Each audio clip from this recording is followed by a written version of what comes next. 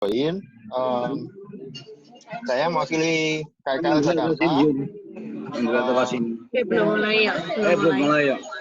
Ya, ucapkan terima kasih udah berpartisipasi, juga Pak Ferdi dan Adrian yang sudah bersedia berpartisipasi sebagai pembicara dan moderator. Hari ini kita pengen ngobrol-ngobrol santai nih sama Pak Ferdi terkait vaksin. Ini kan lagi semua orang lagi ngomongin vaksin kan, lagi gimana caranya bisa vaksin segala macam, apa yang perlu kita perhatikan segala macam soal vaksin. Nah, nanti mungkin Pak Ferdi bisa menjelaskan, ngasih insight lah buat kita supaya kita juga bisa lebih jelas mau gimana menanggapi soal vaksin ini. Mungkin segitu aja dari saya. Dokter Adrian mau take over? Oke, siap. Oke, izin saya mulai ya. Selamat pagi, pada Pak Ferdi dulu. Perkenalkan Pak, saya Adrian Pak, KKL 2010. Dan buat teman-teman, tadi apa nih, Bapak, Ibu, Mas, Mbak, Dokter, KKL semua ya. Jadi saya Adrian, angkatan 2010, pekerjaannya dokter. Dulu itu saya alumni di Undip, jadi kebetulan dulu Dokter Besari sempat ngajar juga, dosen saya. Pagi dok. Terus untuk saat ini saya kebetulan PPDS, jadi masih sekolah kuliah residensi, ambil kejurusan rehabilitasi medik di Universitas Padjadjaran, Bandung. Nah, jadi kita langsung mulai aja ya. Mungkin dari sebagian di sini udah banyak yang kenal dan temannya akrab sama Pak Ferdi ya. Tapi mungkin beberapa ada yang belum. Saya sendiri juga ya baru ketemu pertama juga ya Pak ya. Iya Pak Satrian. Nah mungkin Pak Ferdi bisa diperkenalkan dulu Pak, singkat Pak Ferdi, identitas, kemudian latar belakang, perjalanan karirnya Pak. Monggo Pak. Oke, ya terima kasih Mas Adrian. Selamat pagi dan salam sejahtera bagi kita semua. Semoga kita semua diberikan rahmat dan kesehatan ya. Terima kasih pada teman-teman KEKL, khususnya KEKL pengurus Jakarta ya, yang sudah mengundang saya. Sebetulnya rencana kemarin sudah hampir sebulan yang lalu ya, sudah berapa kali bongkar pasang untuk rencana talk show pada hari ini. Kebetulan saya bersama teman-teman dari Loyola sudah sejak tahun 88 ya. 88 lulus, terus sekolah di Gajah Mada. Setelah sekolah Gajah Mada, masuklah Kimia Farma. Itu tahun 95 masuk Kimia Farma, meniti karir di Kimia Farma. Sempat berpetualang, artinya 15 tahun hampir di operasional. 2 tahun sempat di Timor Leste ya sekarang ya, bareng dengan salah satunya dengan Pater Markus di situ, sampai Timor itu bubar ya. Terus dilanjutkan akhirnya karirnya mulai dari General Manager untuk Business Development, terus sempat menjadi Direktur Utama sebagai Kimia Farmakasum Farmakopea. Di KFSP atau Kimia Farmakasum Farmakopea itu merupakan anak perusahaan kimia farma yang memproduksi bahan baku obat joint dengan Korea Selatan. Dan akhirnya oleh pemegang saham mulai tahun 2016 itu ditunjuk sebagai direksi di PT Kimia Farma Tbk. Kurang lebih seperti itu Mas Adrian untuk perjalanan karir saya. Jadi banyak suka dukanya, apalagi kalau kita mengingat mulai dari Loyola yang merupakan sekolah yang sangat menarik, yang bisa mengembangkan kreativitas dan inovasi. Kalau zamannya saya paling terkenal, paling beken memang es kuda putihnya kan gitu. Gitu Mas Adrian. Oke, siap. Matur nuwun Pak Ferdi. Ya, mungkin langsung kita bincang-bincang aja ya Pak ya. Siap. Kita bahas terutama memang tadi yang sudah disampaikan seperti yang disampaikan Erik, kita bakal terutama membahas tentang vaksin ya Pak ya. Nah, untuk vaksin sendiri dan untuk mekanisme kerja vaksin yang ada terutama di Indonesia ini sih ya. Itu mungkin bisa dijelaskan Pak dari definisinya, mungkin mekanisme kerjanya dari Pak Ferdi. Ya, makasih Mas Adrian. Ini harusnya yang jelasin Mas Adrian atau Mas Bapak atau Pak Toto nih, ya kan? Ya udah, izin menyampaikan. Saling nambahin, Pak. Mungkin izin Mas Adrian sedikit mungkin sharing lah ya. Saya share ya. Slide sedikit ya. Oh, monggo Pak. Sebentar nih, gimana nih? Sudah terlihat belum ya? Di saya sudah Pak. Jelas, bagus. Nah inilah, ya. Sebetulnya kalau secara ilmiahnya beginilah, ya kan? Kalau definisi lama itu namanya vaksin itu virus dan bakteri yang dilemahkan atau dimatikan. Tapi dari eksplanasi yang terakhir-terakhir ini tidak hanya virus dan bakteri yang dilemahkan vaksin itu. Jadi ada bahan sejenis bahan kimia ya, atau modified dari protein ataupun RNA ataupun DNA yang diharapkan bisa menjaga kekebalan tubuh dalam jangka waktu yang cukup panjang. Sehingga itulah namanya vaksin. Nah ini secara ilmiahnya seperti itu. Ini next-nya gimana nih? Nah ini merupakan bagaimana penjelasan vaksin itu bisa menimbulkan antibodi ya, sehingga adanya antigen itu dengan virus bakteri yang dilemahkan dan dimatikan itu yang diproduksi ya, dilaksanakan dan dimasukkan melalui manusia melalui injeksi ataupun oral ya, sehingga bisa membangkitkan aktivasi dari sistem kekebalan tubuh sehingga membentuk antibodi spesifik, sehingga diharapkan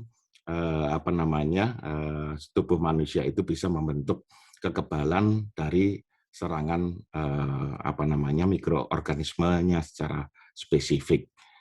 Nah ini ada beberapa jenis vaksin, beberapa model vaksin yang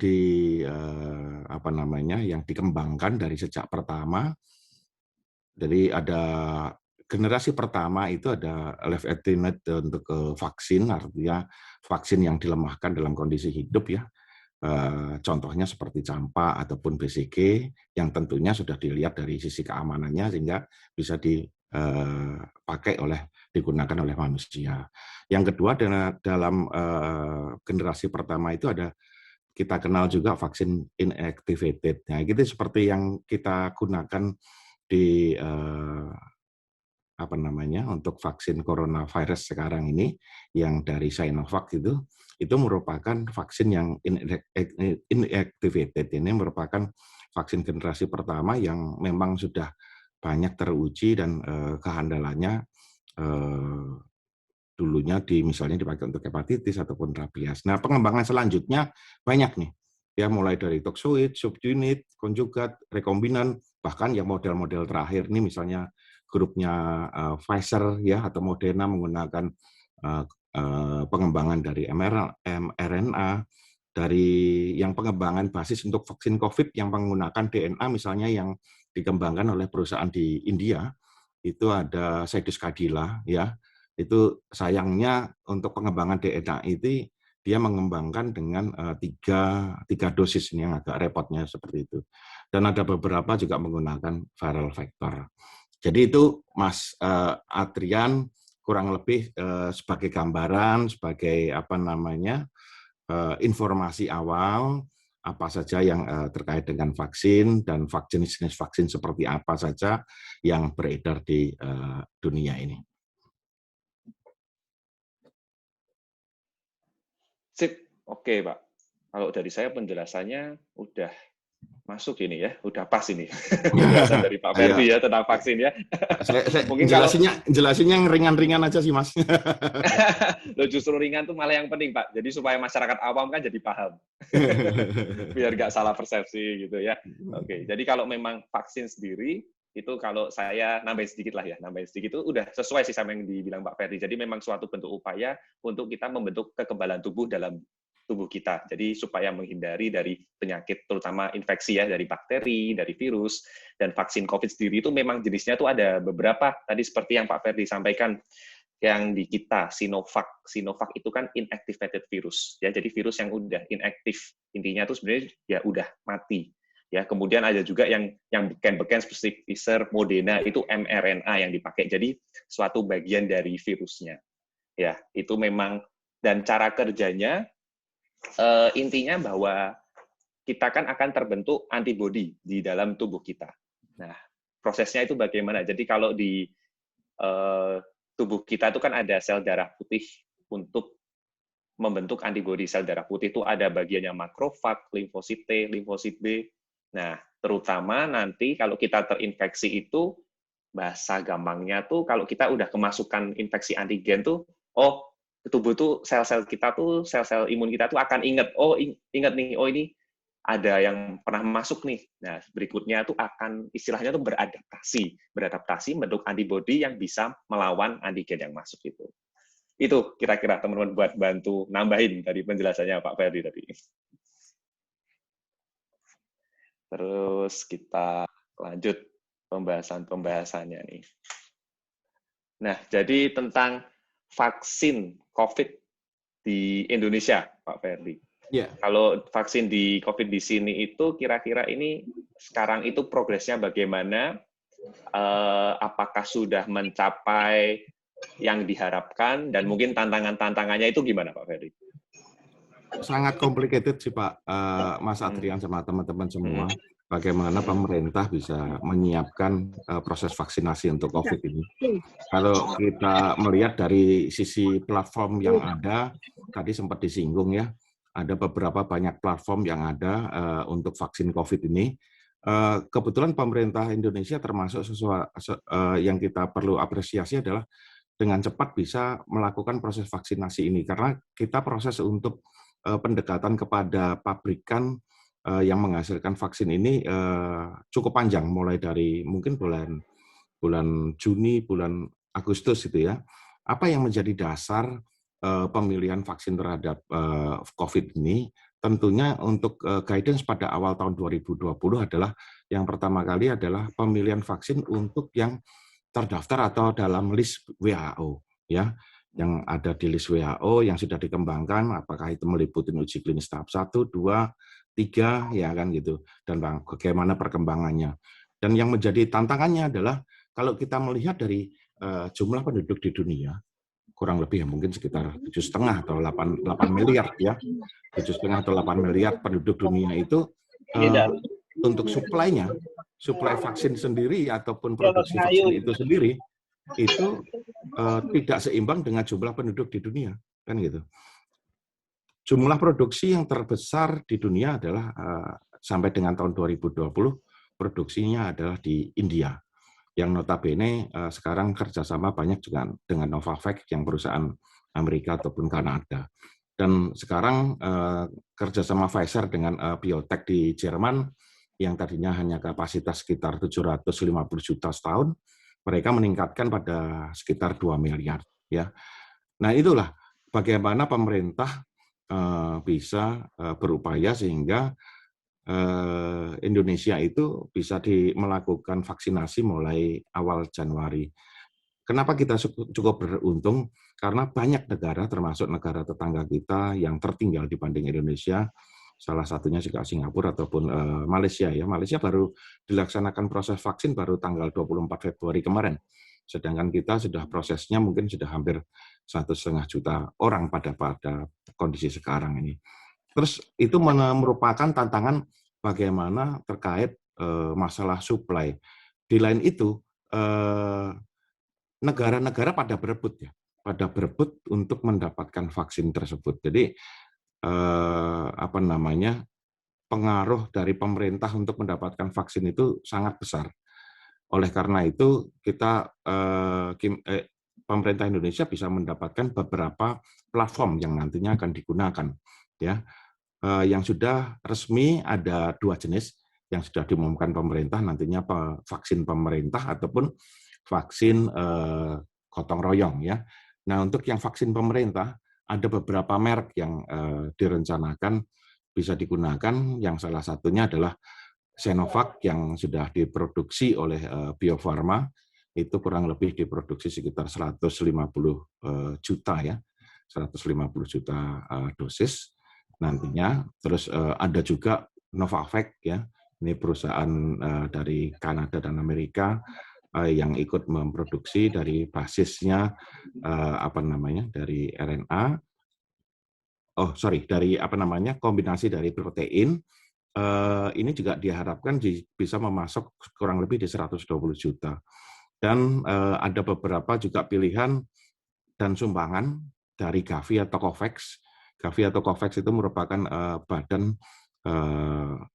yang memberikan sumbangan kepada beberapa negara yang nantinya merek ataupun vaksin tersebut bisa disumbangkan di beberapa negara tersebut. Itu yang menjadi sumber atau suplai yang sekarang vaksin ada di Indonesia. Tantangannya apa? Tantangannya dari beberapa vaksin yang ada itu ternyata yang pertama adalah bagaimana dosis vaksin itu disuntikkan. Rata-rata ada yang satu kali yang terakhir ada Johnson & Johnson ya. Yang paling banyak adalah 2 kali. 2 kali pun periodenya berbeda. Ada yang 14 hari, ada yang 21 hari, ada yang 28 hari. Dan yang paling berat adalah bagaimana proses suplai ataupun distribusi di Indonesia. Karena rata-rata vaksin harus disimpan kurang lebih suhu sekitar 2-8 derajat, kecuali punyanya Pfizer yang harus minus 70. Dan itu merupakan hal yang luar biasa di Indonesia dengan jaringan sebaran penduduk di seluruh Indonesia sampai dari Papua. Bahkan pengiriman vaksin pun tidak hanya melalui darat, melalui kapal, bahkan melalui pesawat dan melalui helikopter, apalagi terutama di daerah-daerah Papua. Itu yang menjadi catatan baik demand dan supply. Terus bagaimana terhadap proses kita mengamankan proses distribusi.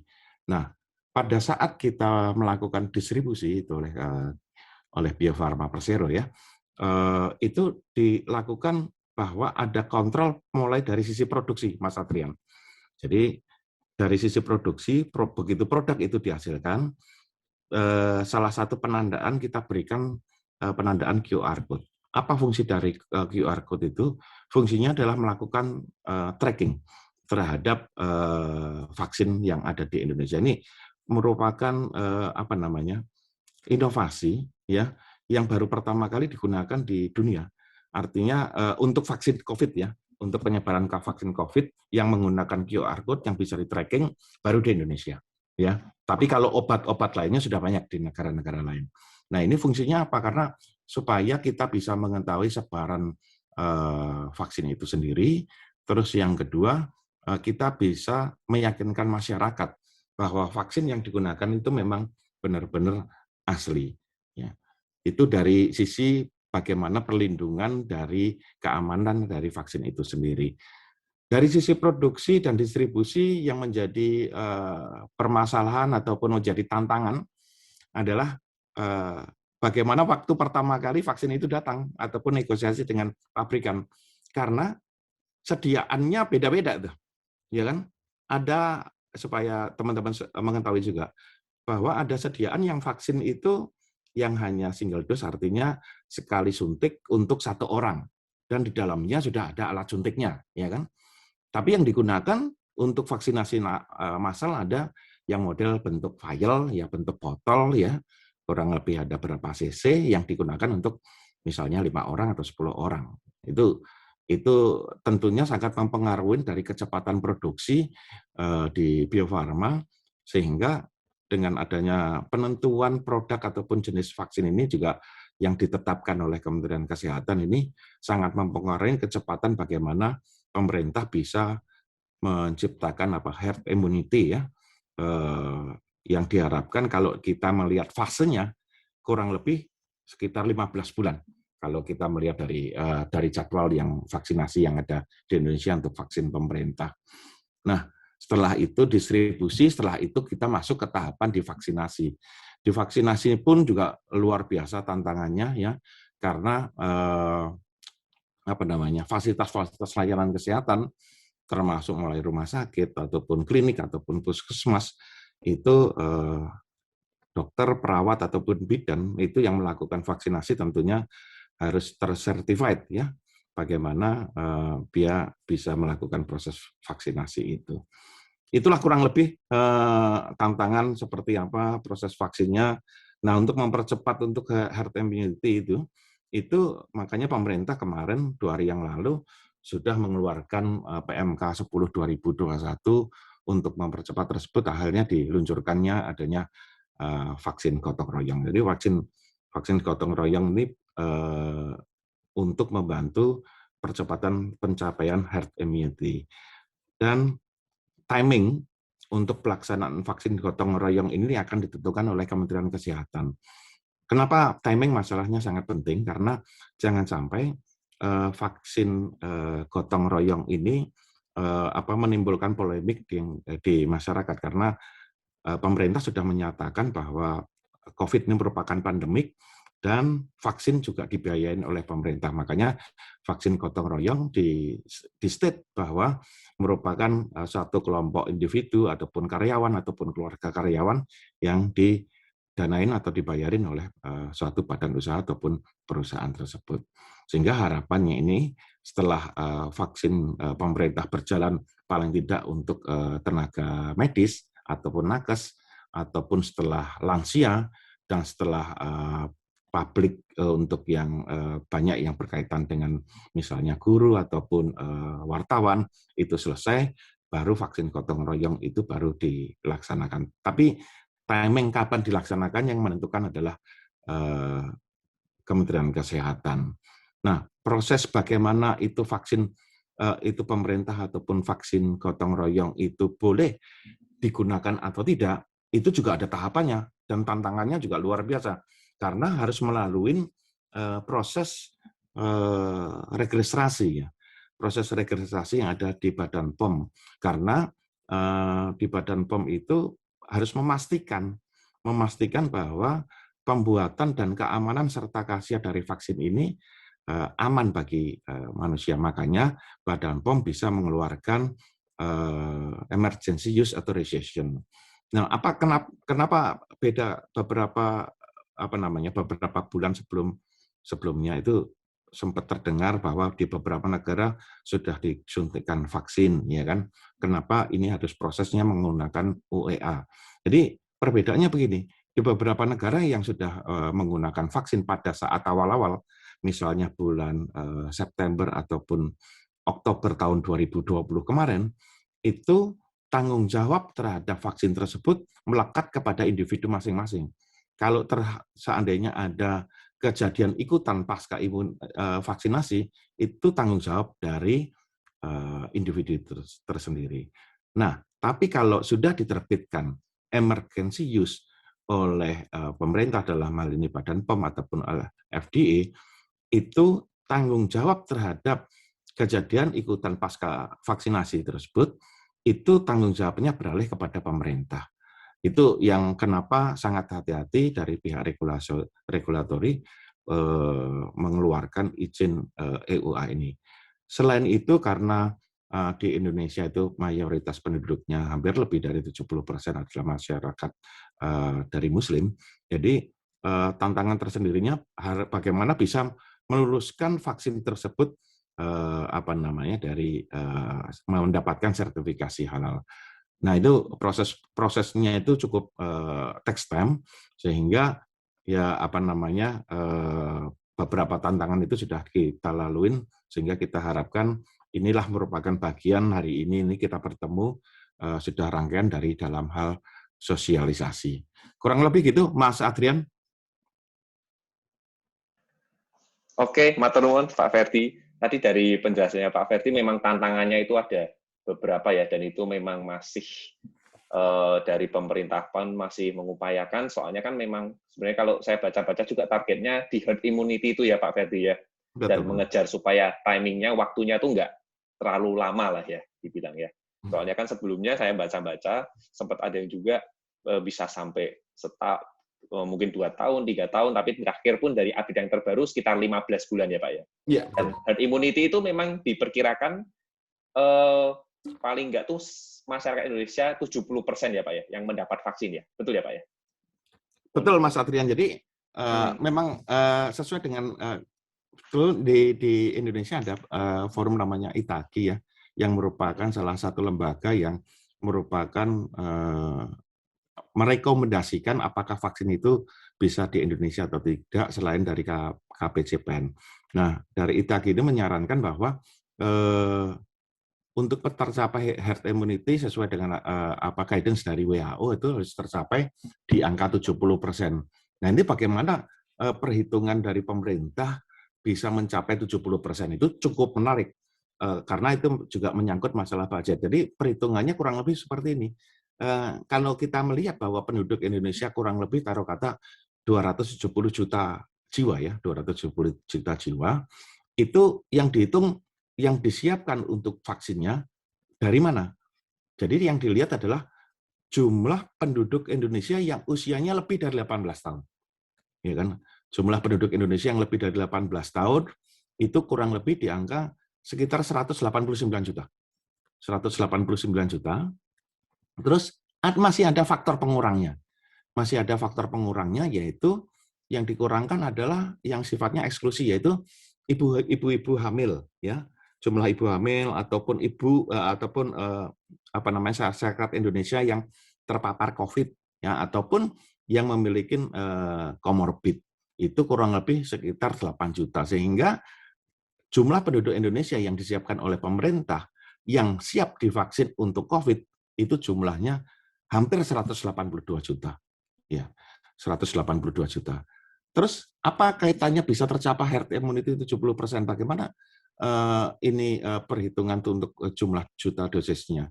Jadi karena dari pihak WHO menyatakan vaksin yang digunakan itu layak ataupun bisa digunakan satu negara apabila salah satunya efikasinya lebih dari 50%, ya. Sehingga pemerintah menghitung lebih dari 60%. Sehingga pemerintah menghitung pada posisi yang terendah. Dengan menggunakan efikasi rate sekitar 60%, harapan dari 181 juta itu sehingga muncullah jumlah juta dosisnya sekitar 181 berarti ya sekitar 426 juta termasuk perhitungan dari WIS. Karena kenapa WIS itu dihitung? Karena kita juga memahamin bahwa perhitungan WIS itu sekitar 15% itu dihitung karena waktu kita distribusi ataupun waktu supply ke fasilitas layanan kesehatan, kita memperhatikan juga faktor-faktor risiko seandainya pecah di jalan ataupun hal-hal seperti itu. Sehingga jumlah juta dosisnya 426. Artinya dengan 426 juta dosis itu yang harus dipenuhin oleh pemerintah untuk mensuplai, untuk melakukan vaksin pemerintah yang tadi saya sudah sebutkan, ada Sinovac, ada pun Moderna, ada pun ya dengan berbagai macam merek dagang lah yang itu. Gitu, Mas Adrian. Oke, itu tadi. Tadi itu semua ya teman-teman yang udah dijelasin sama Pak Ferdi. Nah, tadi yang saya juga cukup menarik juga itu memang tentang distribusi ya Pak Ferdi ya. Dimana kan kalau Sinovac ini kan memang harus handling khusus, perlu penyimpanan tuh dalam 2-8 derajat ya Pak ya, untuk yang Sinovac ini. Nah, untuk sejauh ini itu untuk distribusi itu apakah sudah mencukupi, misalnya mungkin kontainer-kontainernya mengirim ke daerah-daerah terutama yang pelosok-pelosok, begitu Pak? Ini menarik Mas Adrian kalau kita ngomong masalah distribusi dari Kementerian Kesehatan dan seluruh stakeholder yang ada di pemerintah ini mensupport hal ini. Artinya untuk persiapan proses vaksinasi sendiri waktu perhitungan kalkulasi itu mulai September ya, Agustus September itu sudah bagaimana mendata ya. Mendata mulai dari fasilitas layanan yang paling ujung dalam hal ini puskesmas yang ada di Indonesia itu kurang lebih 10.000 ya. Terus bagaimana rumah sakit pemerintah ataupun milik BUMD ataupun milik daerah itu didata, dan tentunya termasuk di dalam posisi distributor. Karena kalau kita melihat dari sisi perjalanan dari vaksin ataupun obat, itu biasanya kita melakukan importasi, setelah diimpor, terus masuk ke pabrikan ataupun industri farmasi. Nah, setelah itu di industri farmasi tentunya harus gudangnya harus memadai, harus cold chain-nya juga. Kalau kita ngomongnya, kalau sudah di industri farmasi sudah bukan cold chain, apa namanya, bukan, tapi cold room ya, artinya dengan luasan yang mungkin satu gedung ya, lebih besar sekali karena harus masuk apa namanya, forklift segala di situ ya. Dan itu baru setelah dari situ kita distribusikan melalui distributor. Nah, distributor tersebut juga harus memiliki kapasitas dan izin untuk melakukan distribusi farmasi tersebut ataupun CDOB. Nah, tapi kalau di vaksin pemerintah dari pabrikan dari Bio Farma itu langsung ke dinas pemerintah ataupun Dati 1, dinas provinsi. Nah, dinas provinsi sendiri sudah disiapkan pemerintah, dan karena di baik Dati 1 ataupun Dati 2 ataupun di puskesmas, saya pikir tidak hanya proses vaksin COVID saja, sehingga vaksin-vaksin sebelumnya kan sudah banyak ya, apakah BCG ataupun campak, itu kan vaksin rutin ya, sehingga dari penyiapan cold chain yang seluruhnya dari rantai dari produsen sampai puskesmas sudah dilakukan pendataan ya, syukur alhamdulillah sampai sekarang proses ini sampai dengan sekarang posisinya berjalan lancar, Pak Satrian. Nah, penyiapannya seperti apa? Memang pada saat beberapa waktu periode yang lalu ada beberapa sifatnya CRT bahwa kerjasama dengan salah satu pabrik es krim, sempat dengar ya kan? Karena ya pabrik es krim pun sampai membackup bagaimana bisa mensupport pemerintah untuk ikut mendistribusikan. Tapi yang menarik, Mas Adrian, kalau kita mendistribusikan vaksin kayak Sinovac ataupun Novavax nantinya yang hanya 2-8, itu sudah kerjaan dari pemerintah sudah berpuluh tahun. Ya, artinya sudah terbiasa ya. Ya walaupun apa namanya tantangan sampai dengan sekarang tentunya masih muncul ya. Munculnya tantangannya apa? Bagaimana kita bisa menyatukan data? Ya, data dari yang divaksin itu juga satu tantangan tersendiri di Indonesia. Ya, nah saya sedikit menyinggung masalah Pfizer, ya, karena Pfizer itu harus menggunakan -70. Itu yang banyak yang didiskusikan. Bagaimana kalau seandainya Pfizer itu digunakan di Indonesia, karena rata-rata fasilitas yang ada di Indonesia belum semuanya atau belum bisa untuk menghandle cold chain untuk sampai dengan -70 derajat tersebut. Waktu pembicaraan awal dengan Pfizer akhirnya diputuskan waktu itu bahwa kalau seandainya Pfizer digunakan di Indonesia, distribusi itu akan dihandle oleh Pfizer langsung, ya, dengan anak perusahaannya Pfizer yang juga global. Harapannya itu bisa paling tidak tercover sampai kota-kota besar di Indonesia. Itu yang menjadi tantangan distribusi, dan banyak suka dukanya karena selain kita tadi sempat saya ngomong mengenai trace and track, bagaimana untuk trackingnya, ya kita harus melakukan pengawalan dengan kepolisian, terus bagaimana kita bisa memonitor suhunya, ya karena waktu kita melakukan pengiriman ke daerah-daerah itu di seluruh boxnya itu ada kontrol terhadap suhu yang bisa dimonitor secara GPS di Indonesia. Dan sekarang semuanya sudah tercover dan bisa dimonitor. Masalah monitor untuk vaksin distribusi ini, Pak Adrian, sekarang ini kontrolnya yang bisa dilihat ada di Kementerian Kesehatan, di tempatnya Pak BGS, terus ada di Pak Erlangga, di Menko Ekonomi, terus yang ketiga ada di tempatnya Pak Erick Thohir, di Menteri BUMN, dan satu lagi monitoring terhadap pendistribusian vaksin itu ada di kepolisian. Jadi mereka berempat ini memantau bagaimana vaksin itu didistribusikan, bagaimana vaksin ini sudah disuntikan atau belum. Itu yang saya sedikit mengenai masalah distribusi. Demikian Mas Adrian. Iya, oke Pak Ferdi.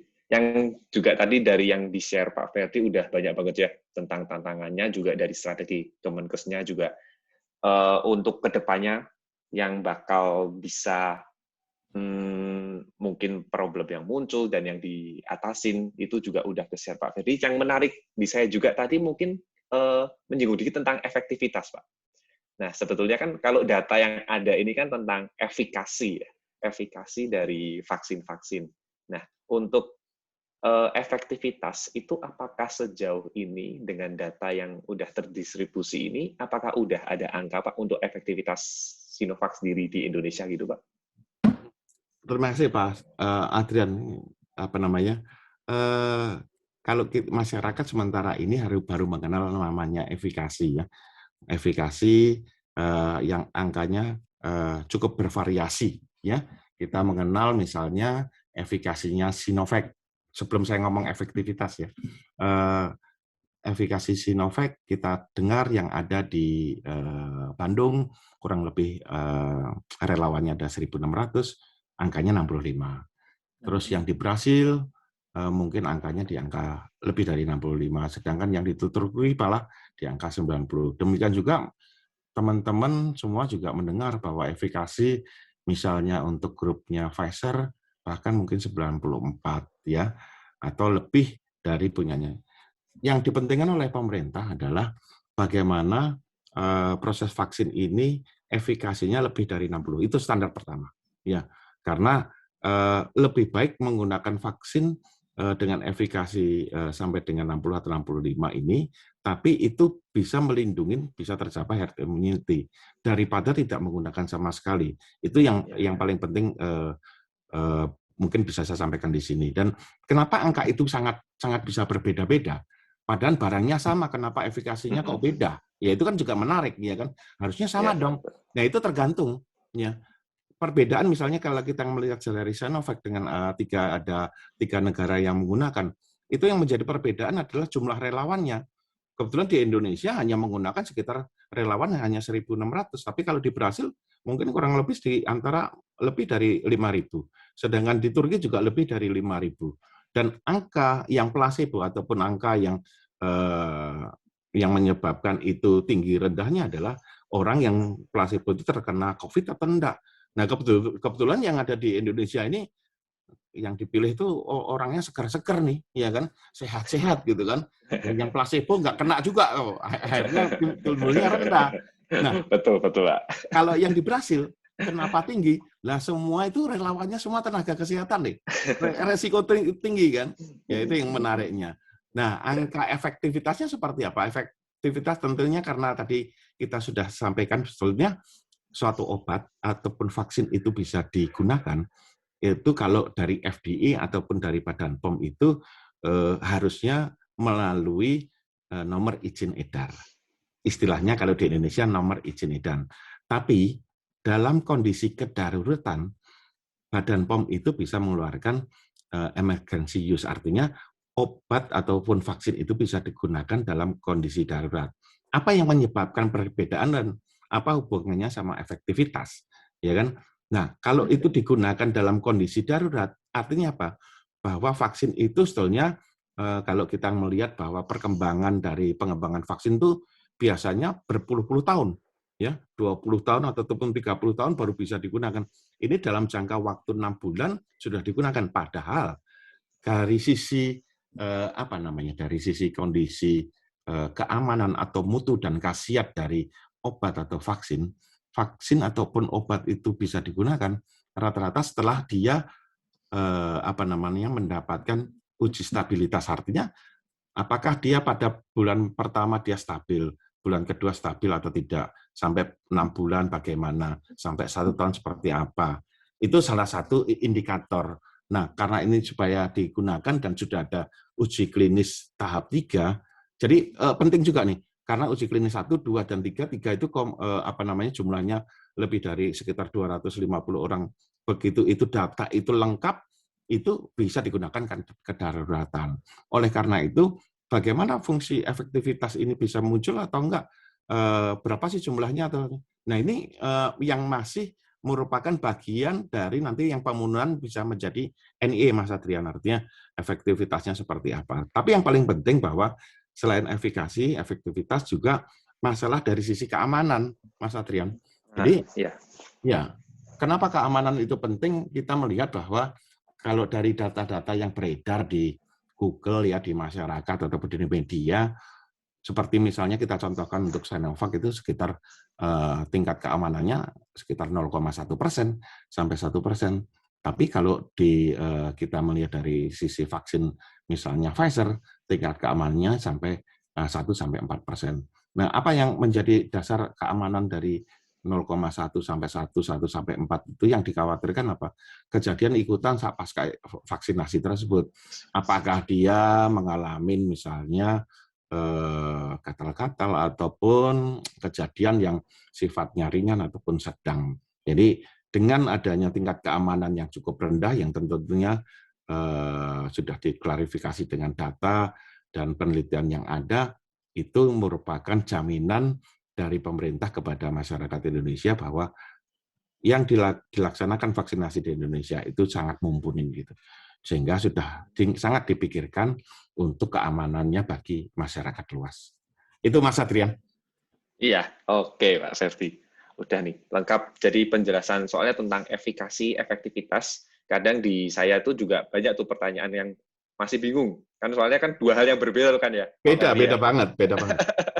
Jadi mungkin juga nanti teman-teman di sini, Mas, Bapak, Ibu, teman-teman KEKL supaya yang masih bingung juga tadi sudah seperti yang dijelaskan oleh Pak Ferdi ya tentang efikasi dan efektivitas itu hal yang sangat berbeda ya. Dan juga tadi tentang keamanan juga udah disampaikan Pak Ferdi juga.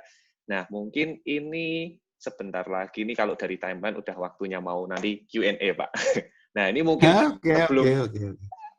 sebelum nutup dari talk show ini, ada nggak Pak pesan-pesan Pak untuk kita semua teman-teman KEKL di tengah pandemi ini Pak? Ya, makasih Mas Adrian.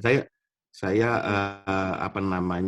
terima kasih dari teman-teman KKL mulai dari dari angkatan mulai 70-an sampai tahun 2000-an, artinya bisa berkumpul dan bisa menyelenggarakan sesuatu hal yang sangat bermanfaat ya bagi masyarakat Indonesia, khususnya paling tidak informasi bagi teman-teman KKL. Nah, yang paling penting bagaimana teman-teman KKL itu bisa menjaga kesehatan ya, itu saya ngomong bukannya sifatnya standar ya, tapi sangat penting sekali karena musuh kita itu nggak kelihatan nih gitu kan. Musuh kita tidak kelihatan dan bagaimana terdampaknya nggak kelihatan. Ada yang ada biasanya ada mengalami sakit, tapi ada yang tidak mengalami sakit kok kena kan gitu. Harapan kami dengan adanya proses vaksinasi ini, teman-teman KEKL bisa mensupport hal ini sehingga program untuk herd immunity-nya bisa tercapai. Karena yang paling penting, vaksin ini bukan merupakan obat, bukan merupakan obat tuntas untuk menyelesaikan COVID-19. Yang paling penting bagaimana kita masalah 3M itu sendiri ya, masalah menjaga jarak, menggunakan masker, dan mencuci tangan, itu sesuatu hal yang luar biasa. Dan khususnya pada masa pandemik ini, udah 1 tahun lah kita biasanya ada WFA, ada WFO ya kan, sudah sempat dengan ada PSBB, ada lockdown. Dan pada tahun-tahun ini, tahun 2021 saya melihat dari perkembangannya adalah banyak masyarakat itu sudah nggak betah, pengen aktivitas ya kan, pengen ngobrol, pengen kumpul, pengen reuni ya kan gitu. Padahal pandeminya belum selesai. Itu titip ke teman-teman, moga-moga dengan tadi 3M ditambah menjaga kondisi tubuh dengan vitamin, paling tidak vitamin C ya kan, itu bisa terjaga terhadap pandemi COVID ini. Demikian Mas Adrian. Oke, sip. Terima kasih banyak Pak Ferdi buat sharing-nya. Ya, udah lengkap sih aku bilang dari Pak Ferdi disampaikan tadi dari awal vaksin, tentang vaksin COVID, tentang tadi kita bahas juga tentang tantangan yang ada, efikasi, efektivitas ya. Udah lengkap nih ya buat yang kita share pagi ini, dan juga buat saya sendiri juga ya banyak insight ilmu baru juga Pak dari Pak Ferdi.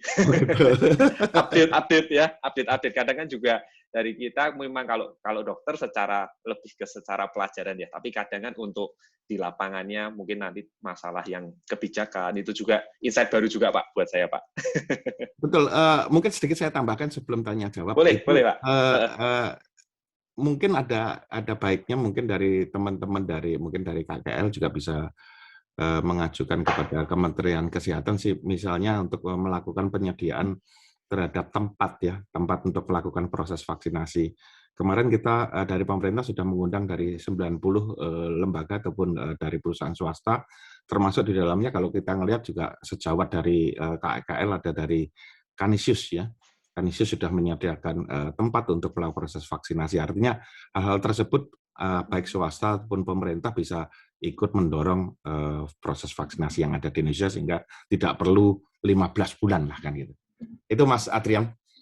Betul Pak. Kadang soalnya tempat untuk vaksin juga agak kendala ya Pak ya tempatnya tuh ya. Betul karena ya banyak masyarakat juga suruh ke vaksin ke ke puskesmas kadang-kadang ya agak repot akhirnya. Kemarin kan banyak diinisiasi juga di tempat-tempat umum, misalnya di GPK ataupun di tempat-tempat langsung ke tujuan, misalnya kayak Tanah Abang ataupun kemarin di Beringharjo juga di Jogja dilakukan proses vaksinasi massal. Itu mungkin bisa diinisiasi untuk disulurkan ke Kementerian Kesehatan dari KKL, gitu, nyewa gedung untuk melakukan vaksinasi, misalnya seperti itu kan gitu. Iya, bisa benar, itu. Benar. Ya. Setuju.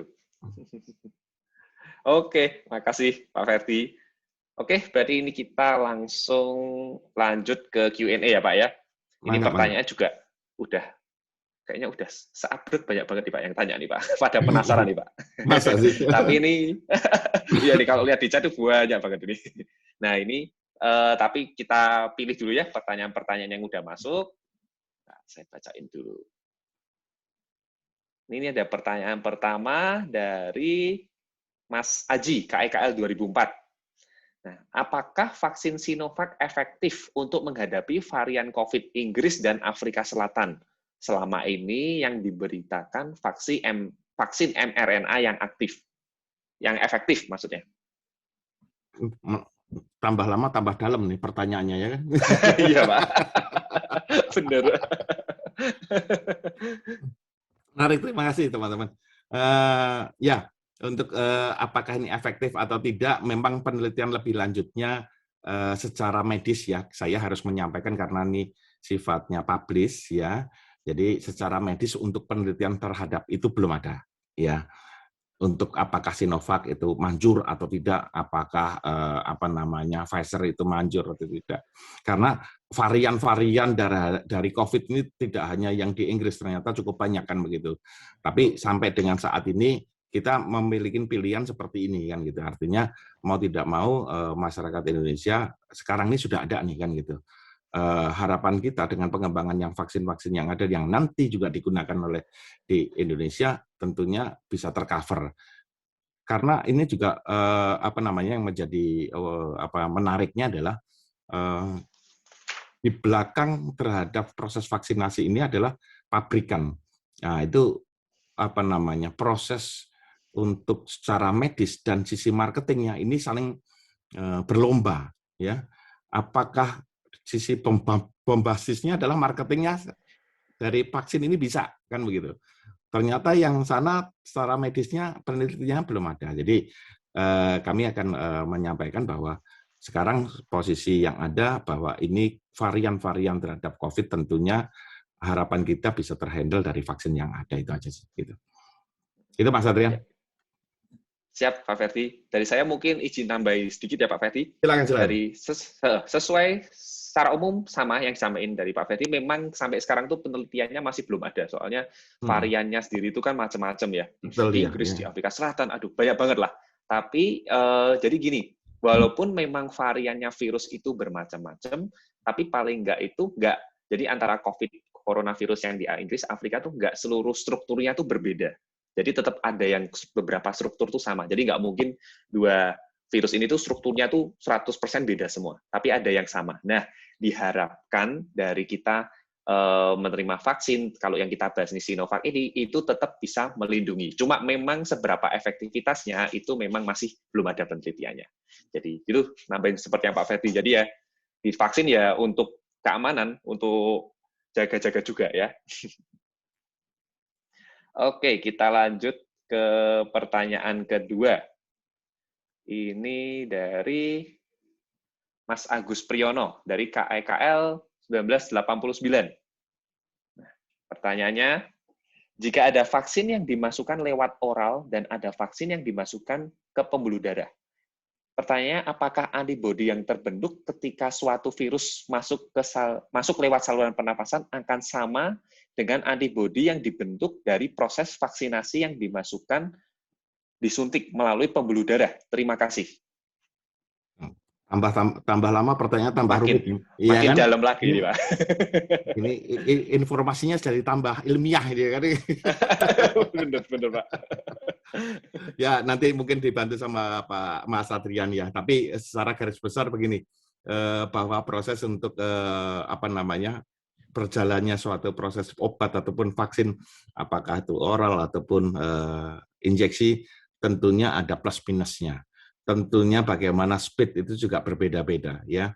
Yang diharapkan dengan adanya kalau melalui injeksi ataupun intramuskuler, ini kecepatan untuk terbentuknya antibodi semakin cepat dibandingkan kita menggunakan oral. Nah, proses apakah oral itu efektivitasnya sama ataupun tidak dengan intramuskuler ataupun hal lain, itu juga sudah dipertimbangkan dari sisi pabrikan farmasi ataupun pabrikan dari vaksin, bahwa itu supaya apple to apple, ya kan. Tapi kita tidak bisa pungkirin bahwa ada beberapa proses yang sangat berbeda. Oleh karena itu biasanya kalau kita melakukan proses itu pengen suatu cepat dan tingkat keamanan yang tinggi, memang harus melalui intramuskuler. Kalau kita menggunakan proses melalui oral itu mulai harus diminum, mulai masuk ke lambung, baru masuk ke reseptornya, sehingga banyak rangkaian perjalanan dalam tubuh itu yang ada hambatan ataupun ada tantangannya. Begitu, Mas Adrian. Mungkin bisa ditambahkan, Mas Adrian, ini ranahnya Mas Adrian. Iya, nambahin dikit aja, Pak Ferdi. Iya. Oke. Jadi kalau tadi memang efektivitasnya itu kalau dengan vaksin itu lebih ke lewat intramuskuler atau intravena. Tadi seperti yang Pak Ferdi bilang, jadi kenapa? Karena intramuskuler, intravena itu langsung masuk ke pembuluh darah, di mana nanti terutama antibodi bekerja terbentuk di situ. Nah, kalau lewat oral, tadi seperti Pak Ferdi bilang juga, itu bakal terpecah-pecah. Jadi nanti kan kena enzim pencernaan, enzim di usus. Nah, nanti di obat itu ada namanya bioavailabilitas. Jadi itu kayak kandungan. Jadi berapa persen sih sebenarnya obat yang kita masukin ke tubuh itu benar-benar bekerja. Nah, kalau bioavailabilitasnya semakin tinggi, 90-100% ya makin bagus. Tapi kalau di lewat pencernaan tuh karena kena enzim macam-macam, di lambung kena, di usus kena, itu takutnya bioavailabilitasnya bisa menurun, bahkan kadang bisa sampai 60-70%. Jadi kalau semakin sedikit malah nanti semakin antibodi yang terbentuk juga dikit. Jadi memang tetap anjurannya di intravena intramuskular. Terus kita lanjut ke pertanyaan berikutnya ya, Pak Ferdi ya. Iya, silakan. Nah, ini lanjut ke pertanyaan ketiga dari Mas Antonius, KEKL 87. Bagaimana dengan vaksin Nusantara yang sedang dikembangkan oleh Dr. Terawan bersama tim dokter Undip? Sesama KEKL panggilnya. Mas atau Mbak Bay. Oke, Mas Antonius, pertanyaannya tadi.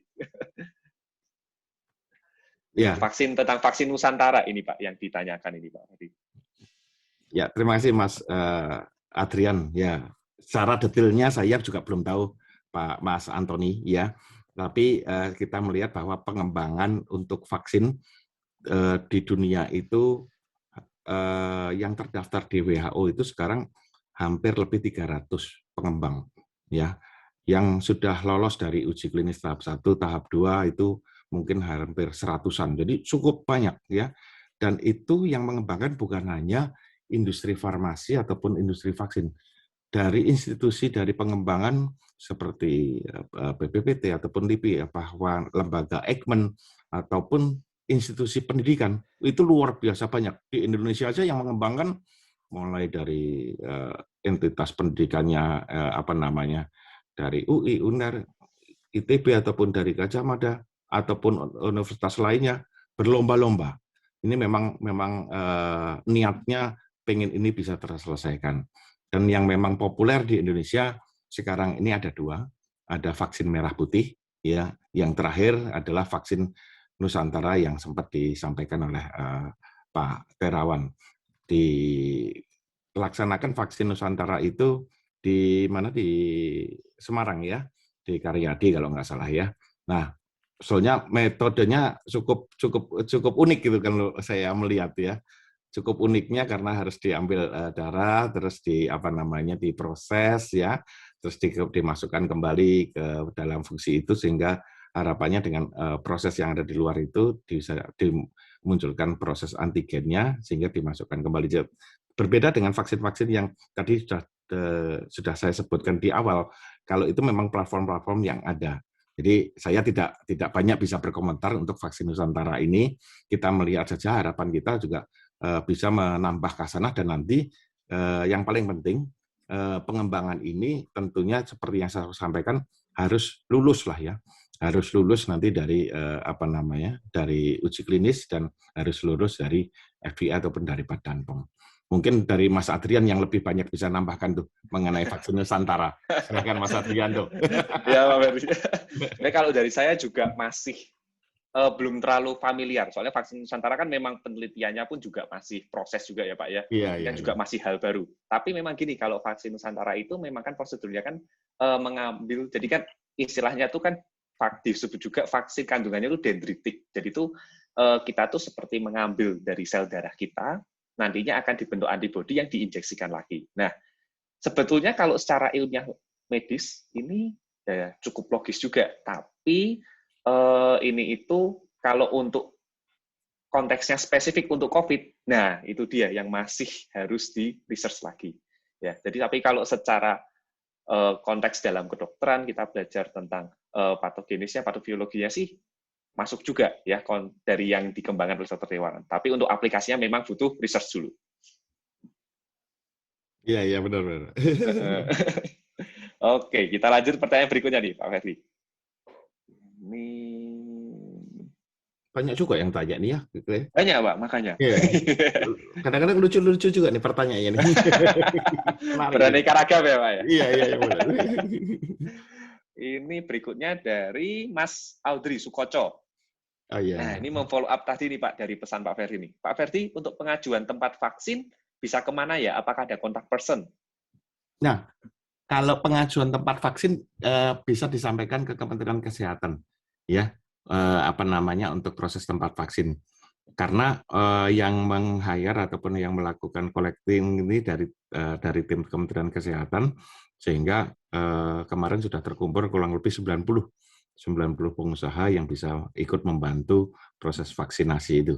Jadi bisa saja dialamatkan ke mana, Kuningan ya, Kuningan Jakarta, di Kementerian Kesehatan, bahwa kami dari perusahaan ataupun dari ini akan melakukan proses untuk membantu menyediakan tempat proses vaksinasi. Itu sangat welcome sekali dari Kementerian Kesehatan karena itu sangat dibutuhkan sehingga bisa mempercepat proses vaksinasi ini. Gitu Mas Adrian? Oke. Kalau di daerah berarti ke Kementerian Kesehatan daerah ya Pak?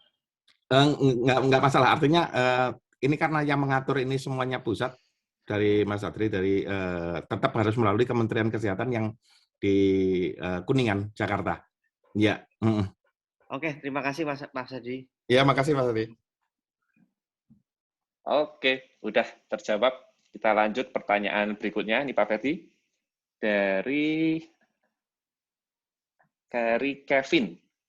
Mas Kevin, KEKL 2011. Nah, saya ingin menanyakan, untuk yang Pfizer itu akan ada efek samping breast palsy. Lalu untuk yang Moderna sendiri ada kematian lansia 26 orang yang diduga sebagai efek samping. Jika nanti ada efek samping yang terjadi, apakah sudah ada UU yang menyatakan pemerintah bertanggung jawab? Terima kasih. Menarik. Ya, efek samping ini berbagai macam. Sempat saya lihat juga ada di chat itu juga sekaligus juga menjawab Mbak Teni, ya kan, ini dari KK88. Terima kasih Mbak Teni udah ikut bergabung di sini. Salah satu efeknya juga ngantuk, ya kan, ngantuk, Bener. terus pegel ataupun lapar gitu, memang betul itu. Ya. Ya, Saya kemarin habis vaksin kedua juga ngantuk pol rasanya. Biasanya tidur jam 1, jam 9 udah tidur kan gitu. Ngantuknya luar biasa juga. Itu salah satu. Memang munculnya per masing-masing individu itu berbeda-beda. Ya, kebetulan ada yang kalau usianya masih muda, misalnya 25 tahun, yang nakes-nakes itu mereka nggak ngerasain apa-apa gitu kan. Memang ya tergantung faktor U lah, itu yang paling penting gitu. Gitu. Bahkan kemarin sempat viral tuh teman-teman dari KIKL. Tempat viralnya sempat masuk di sosmed, yaitu beberapa wartawan ataupun bombastisnya malah berapa puluhan wartawan ya pingsan ya di Indonesia tuh. Padahal itu ada 5 wartawan saja. Nah, kenapa kok begitu divaksin kok terus pingsan ataupun lemes ya gitu? Ternyata punya sedik, dia kurang tidur dan nggak sarapan kan gitu, Wah. Mungkin dikasih soto Bokoran Semarang itu udah sembuh gitu kali. Gitu. Langsung seger ya Pak. Iya. Nah terus menjawab dari Mas Kevin tadi seperti apa undang-undang itu yang di cover atau tidak. Jadi seperti yang saya sampaikan di awal-awal bahwa pada saat tahun 2020 di beberapa negara sudah melakukan vaksinasi terhadap masyarakatnya, terhadap penduduknya ya. Tapi perbedaannya yang mendasar bahwa pada saat itu tanggung jawab terhadap kejadian ikutan pasca vaksinasi itu ataupun imunisasi itu adalah tanggung jawabnya ke individu. Jadi individu harus menandatangani formulir tuh. Seperti di China itu mereka menandatangani bahwa kalau terjadi apa-apa terhadap vaksin tersebut, terhadap individu tersebut, itu tanggung jawabnya ada di individu itu sendiri. Ya, itu yang berbeda. Nah, tapi perbedaan yang ada di Indonesia, begitu Indonesia ataupun suatu negara itu sudah bagian regulatornya sudah menyatakan, oke, ini layak dilakukan vaksinasi, ya, oleh Badan POM, ya, sehingga keluar emergency use authorization, itu tanggung jawab yang menjadi individu itu diambil alih oleh negara. Ya, itu yang saya nyatakan bahwa tanggung jawab terjadinya vaksinasi yang ada di Indonesia begitu keluar EUA atau Emergency Use Authorization, itu tanggung jawab kejadian ikutan pasca imunisasi ataupun vaksinasi langsung diambil oleh negara. Sehingga itu menjadi perbedaan. Jadi teman-teman ataupun masyarakat Indonesia atau teman-teman KIKL jangan khawatir. Ya, kita harapannya seperti yang kita sampaikan tadi bahwa masalah efikasi, keamanan itu yang kita menjadi menjadi fokus ya supaya hal-hal ini tidak terjadi. Tapi seandainya ada hal-hal seperti itu kita hindarkan. Memang yang paling kita lihat kalau dari sisi faktor usia, kenapa salah satu fokus utama atau priority untuk vaksinasi ini adalah lansia. Lansia ini merupakan faktor yang sangat rentan terhadap COVID nih. Jadi seluruh kejadian yang ada di dunia ini, hampir 10% itu kondisinya dialami di usia lebih dari 59 tahun lah, lebih. Dan tingkat resiko kematian terhadap COVID untuk usia lansia ini cukup tinggi, ya. Angkanya hampir 40% kalau saya tidak salah membaca, ya. Makanya itu sebagai prioritas. Nah, tadi yang disampaikan ada beberapa mengalami kematian, ya hal itu merupakan bagian kali ya. Kalau mungkin resiko-resiko yang ada bahwa usianya mungkin kalau saya tidak salah itu yang di Amerika itu usianya udah 90-an semua kan gitu ya. Nah, itu merupakan sesuatu hal yang muncul dari faktor keamanan. Kalau Pfizer tadi sudah saya sebutkan 1-4% tadi. Itu Mas Adrian. Ya, oke Pak Ferdi. Ini tadi dari Mas Kevin ini ada pertanyaan lanjutannya nih Pak Ferdi. Jadi menanyakan apakah pemerintah sudah mengatur dalam peraturan bahwa setiap masyarakat Indonesia wajib divaksin. Lalu bagaimana dengan yang sudah terkena? Bukankah mereka sudah ada antibodinya sehingga kalau divaksin lagi akan mubazir? Terima kasih Pak. Ya, menarik. Yang jelas pemerintah sekarang itu sudah menyatakan bahwa itu masalah vaksin untuk tahun 2021 untuk COVID itu semuanya ditanggung oleh pemerintah ya. Adapun apakah vaksin itu harus penduduknya harus menerima atau tidak, ya semua masing-masing individu itu mempunyai hak dalam kewajiban dalam bernegara ya. Artinya tentunya tergantung dari masing-masing individu. Jadi pemerintah Indonesia juga tidak memaksakan hal tersebut kan. Oleh karena itu proses komunikasi, proses sosialisasi terhadap vaksinasi itu sangat penting gitu kan. Sehingga dengan harapannya misalnya forum seperti ini kita bisa memberikan informasi yang tepat kepada mungkin dari sejawat ataupun hal-hal rekan-rekan kita yang bisa ikut mensupport terhadap vaksin. Satu lagi tadi pertanyaan apa ya, Mas Adrian? Tadi ini, ini bagaimana yang sudah terkena vaksin? Oke. Iya. Bagaimana yang sudah terkena itu infeksi maksudnya? Iya. Kan, nah itu kan penyintas COVID ya kita istilahnya ya. Nah, memang itu hampir seperti kayak yang usia lebih dari 59 tahun. Artinya setelah ada penelitian, mereka baru diperbolehkan. Demikian juga penyintas COVID. Menurut informasi awal yang kita sudah dapatkan, bahwa untuk yang penyintas COVID itu bisa dilaksanakan proses vaksinasi, kalau nggak salah setelah 3 bulan, kalau nggak salah. Moga-moga saya nggak keliru, mungkin dikoreksi saja nanti Mas Adrian. 3 bulan atau 6 bulan, karena memang betul dia terbentuk antibodi. Nah, yang paling repot adalah begini, karena masing-masing dari individu itu bisa menciptakan antibodi, bagaimana ngukurnya itu kan gitu. Jadi beberapa dari lembaga dari klinik ya, laboratorium klinik sudah bisa melihat bahwa antibodi yang terbentuk dalam tubuh setelah proses kita disuntik vaksin ataupun sudah terkena vaksin dan sembuh, sebetulnya antibodinya kita seperti apa sih kan gitu. Itu sudah ada metode hal tersebut yang bisa diperiksa di laboratorium klinik untuk melihat bahwa antibodi tersebut. Demikian Mas Adrian. Ya, betul. Jadi memang untuk anjurannya betul Pak, tadi kalau yang terakhir itu setelah 3 bulan itu baru boleh divaksin. Tapi memang untuk sebenarnya masih dalam penelitian juga seberapa lama sih antibodinya tuh bertahan dalam tubuh. Ya. Jadi yang memang masih dicari tahu, masih di-research-kan juga. Jadi untuk sementara patokannya di 3 bulan itu. Kita lanjut Pak ke pertanyaan berikutnya. Ya, ini dari Pak Markus KEKL 73.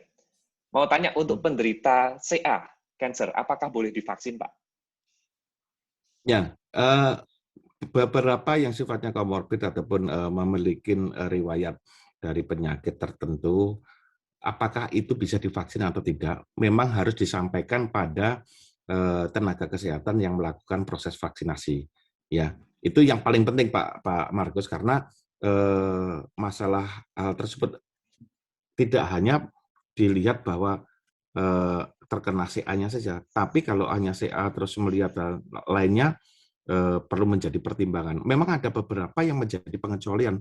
Misalnya yang kalau yang terkena lupus atau seperti apa itu juga sementara ini masih belum diizinkan. Nah, itu sambil juga melihat jadi perkembangan dari uji klinis, karena dari uji klinis yang sekarang ini yang beredar di seluruh dunia untuk vaksin ini apakah efektif terhadap yang terkena komorbid ini juga masih dalam proses perjalanan kan begitu. Sehingga harapan kita dengan adanya perkembangan ini, proses vaksinasi ini, informasi ilmiah, data-data akurat itu bisa memperkaya.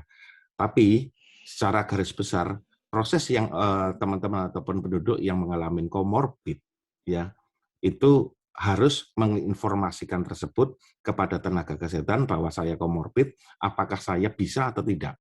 Itu akan ditentukan oleh tenaga kesehatan. Itu yang paling penting. Demikian, Mas. Ya, oke. Pertanyaan berikutnya Pak Ferdi. Ini dari Mas Agus lagi, dari KIK 89. Ada pertanyaan keduanya, Pak.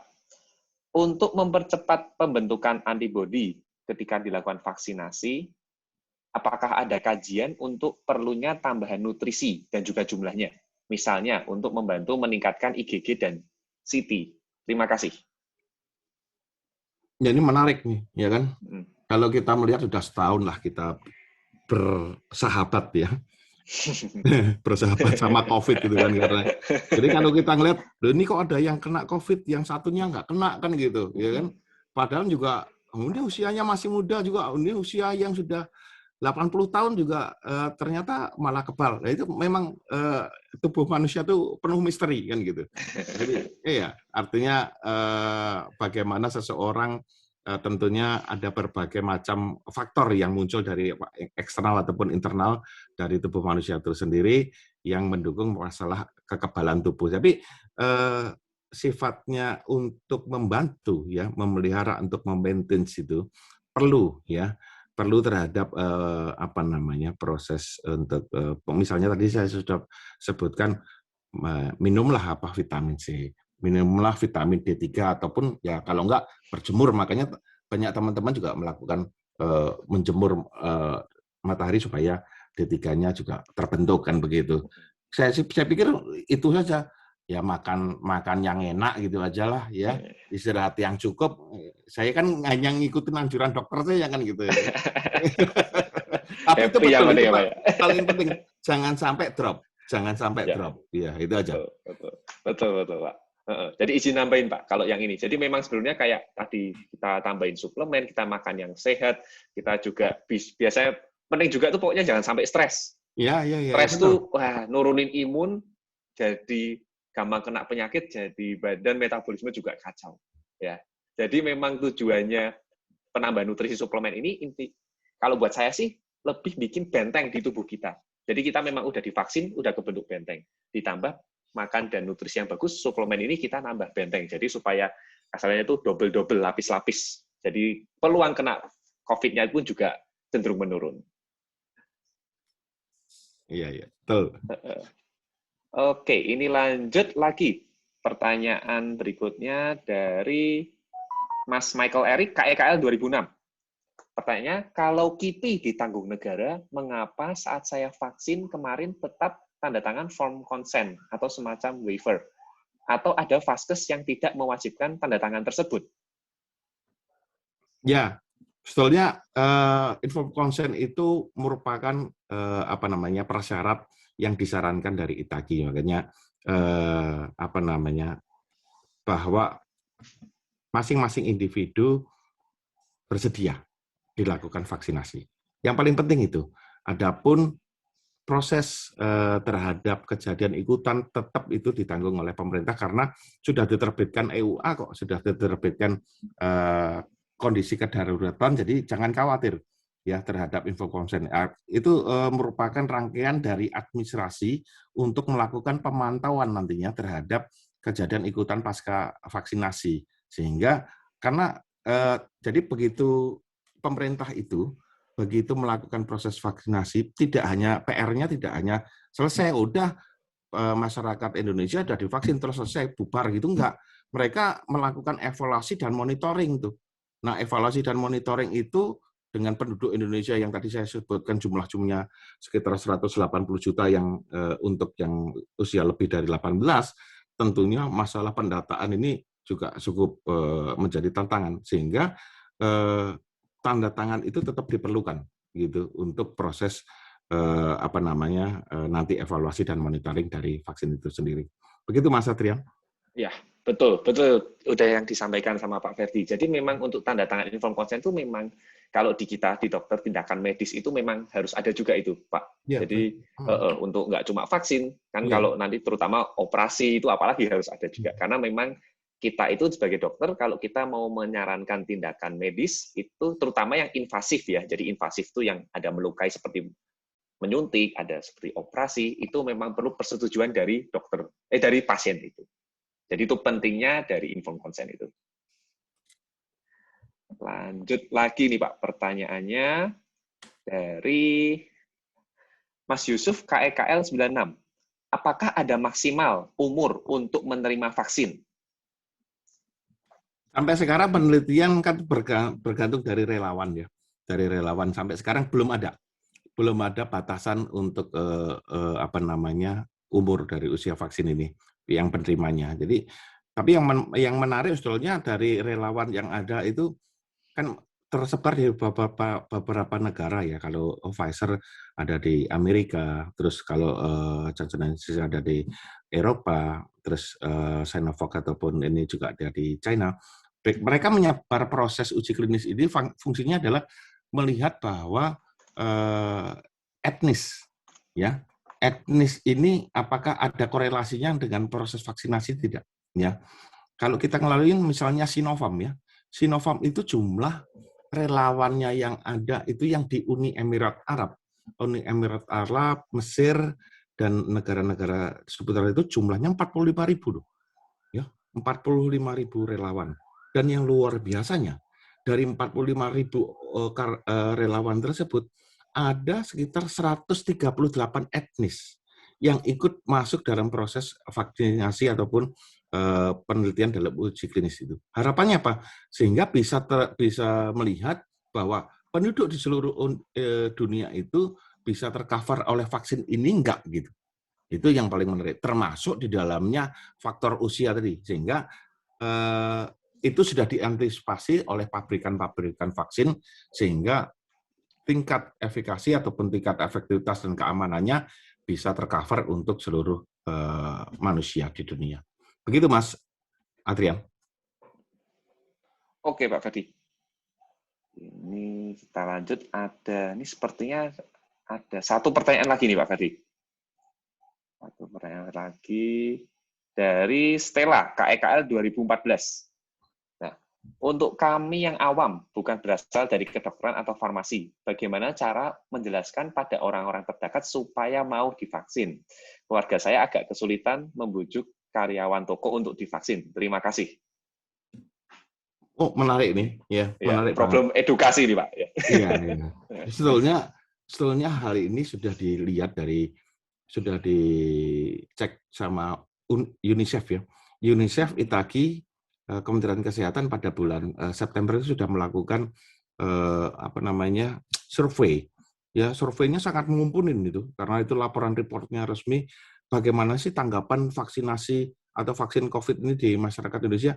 Ternyata dari berbagai daerah itu beragam, ya, tidak melihat dari faktor tingkat ekonomi tidak, tapi berbagai misalnya daerah Pulau Sumatera tanggapannya dengan Pulau Jawa juga berbeda, dengan Bali juga berbeda, Papua juga berbeda. Rata-rata dari survei yang ada, masyarakat Indonesia itu yang mau bersedia divaksin rata-rata di angka 60-70% dari data survei tersebut. Tepatnya sekitar 67%. Nah, terus sisanya bagaimana? Sisanya ada yang nggak mau, sisanya ada yang menunggu, ada sisanya yang nggak ngerti. Ya, saya pikir mungkin itu bagian tadi yang disampaikan itu. Terus, apa peranan kita? Makanya peranan kita itu salah satunya dari pemerintah memberikan contoh, yaitu Pak Presiden kita, Pak Jokowi, bahwa yang disuntik pertama kali, ini presidennya aja disuntik kok pertama kali nggak ada masalah kok kan gitu. Terus dipilih juga ada public figure yang itu bisa mendorong masalah komunikasi dan edukasi ke masyarakat. Jadi harapan kami ya paling tidak dengan adanya sosialisasi atau komunikasi sekarang diselenggarakan oleh KEKL memberikan pengertian kepada masyarakat yang belum tahu, ya sekeliling kita lah yang nggak usah jauh-jauh lah sekeliling kita. Ya sudah ikut vaksin, ntar daripada kena sakit minimal kan itu, ya kan? Nanti malah repot. Yang paling penting itu harta berharga adalah masalah kesehatan kita sendiri. Itu yang paling penting itu. Betul. Demikian Mas Adrian. Iya, betul banget tuh Pak Ferdi. Ini izin nambahin juga Pak masalah ini. Soalnya juga masalah edukasi ini sering ketemu juga nih Pak. Sering ketemu nggak mau divaksin. Jadi kalau dari saya sendiri itu mungkin sebenarnya penyebab nggak mau divaksin itu kan ada beberapa hal. Dan kita coba cari tahu dulu, sebenarnya penyebabnya itu kenapa nggak mau divaksin.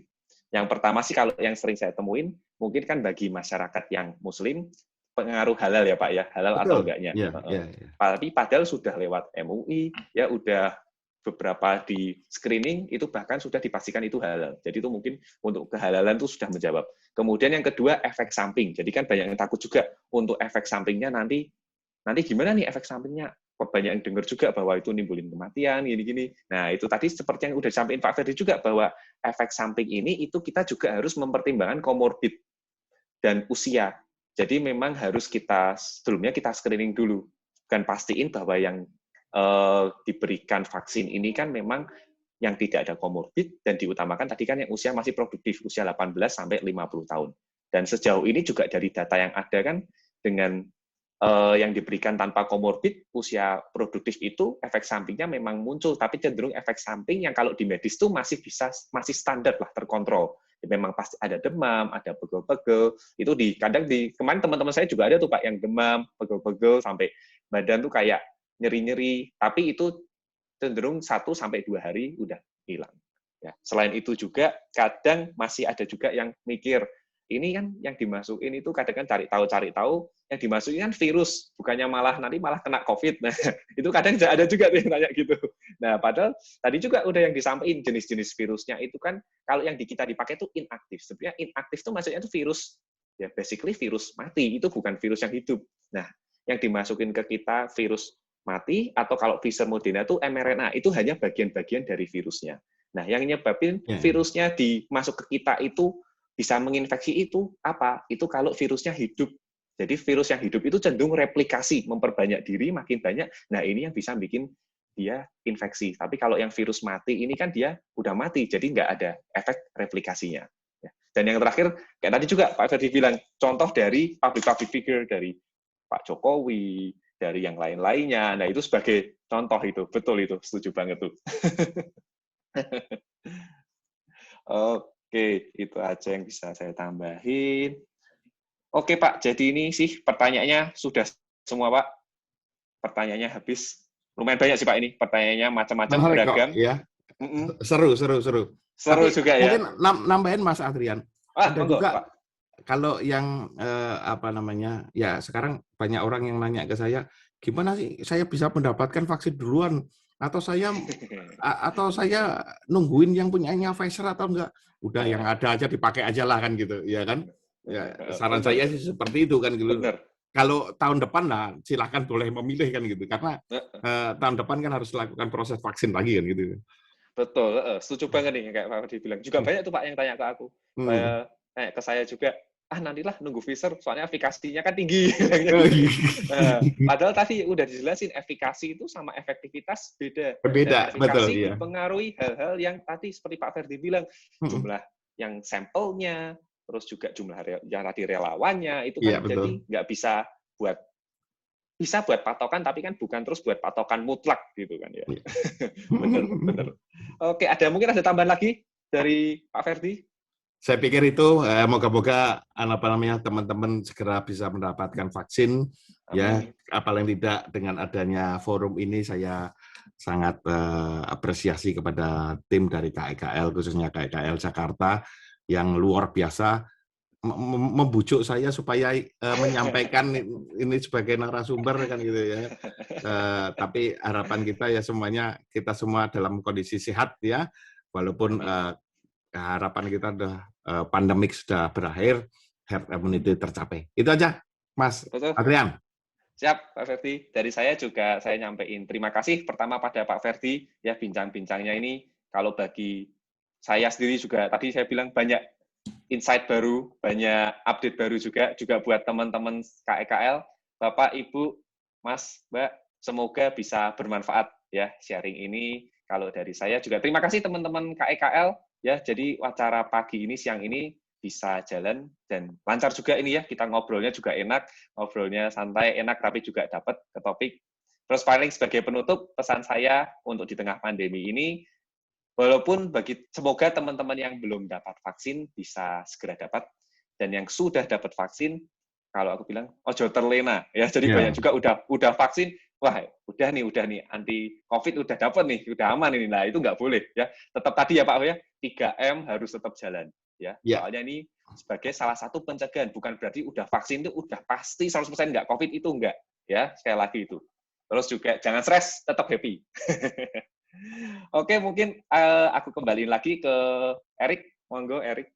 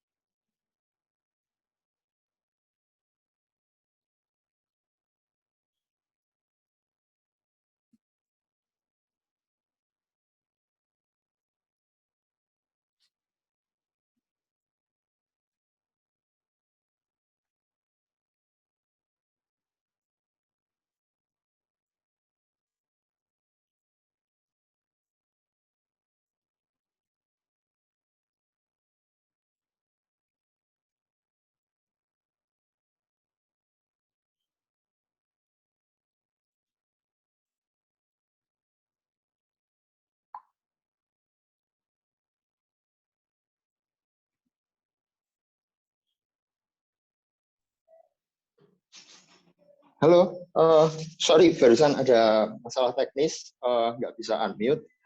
Thank you banget Pak Ferdi, thank you banget Adrian buat sesi hari ini. Moga-moga bisa memberi insight buat teman-teman semua. Mungkin sebelum kita tutup, kita nyalain videonya buat foto bareng. Minta tolong di screenshotin ya.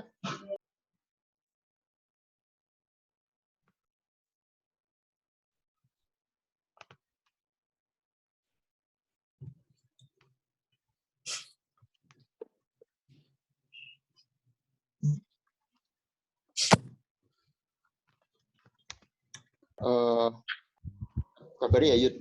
Ya. Oke, teman-teman yang belum nyalain kameranya tolong dinyalain ya.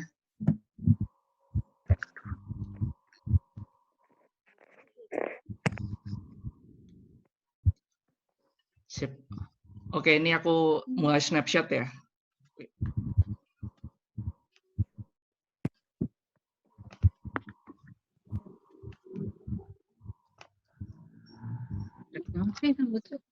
Rick sambil kasih pengumuman atau apa boleh kok, sambil lanjut ngobrol aja.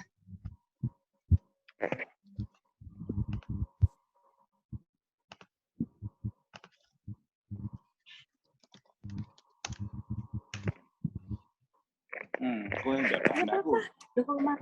Apa? Dan apa? Ini fotonya, aku screenshot.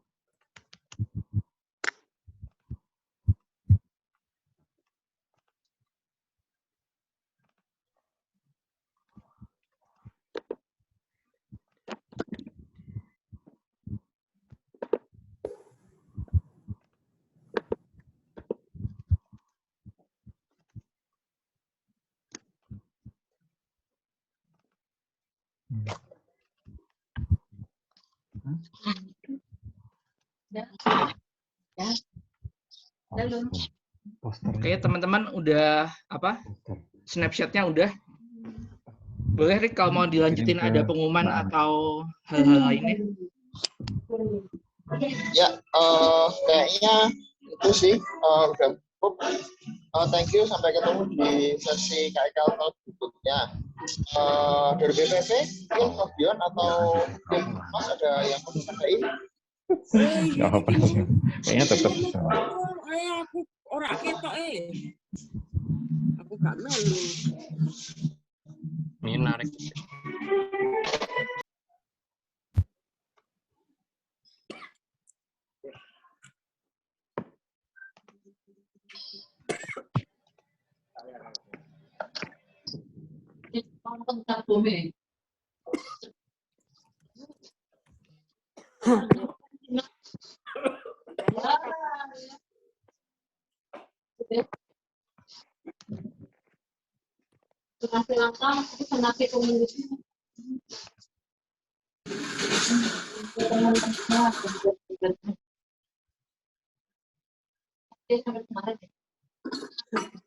Ada kepicahan.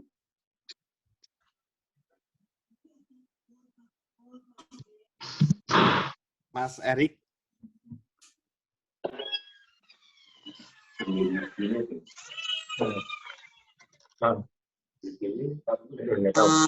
Jadi saya selesai semua.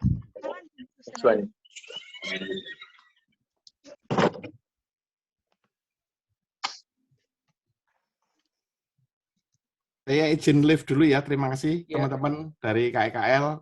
Sukses semuanya buat KIKL. Ya. Terima kasih semuanya. Oke, thank you banget Pak Ferdi. Ya, Terima kasih Pak Ferdi. Terima kasih. terima kasih semua. Oke. Ya, mohon pamit ya semua. Buat Zoom-nya ini aku close ya. Oke, thank you banget udah bersedia datang. Sampai jumpa di event-event KKL berikutnya. Terima kasih. Oke. Terima kasih semuanya. Izin live. Terima kasih.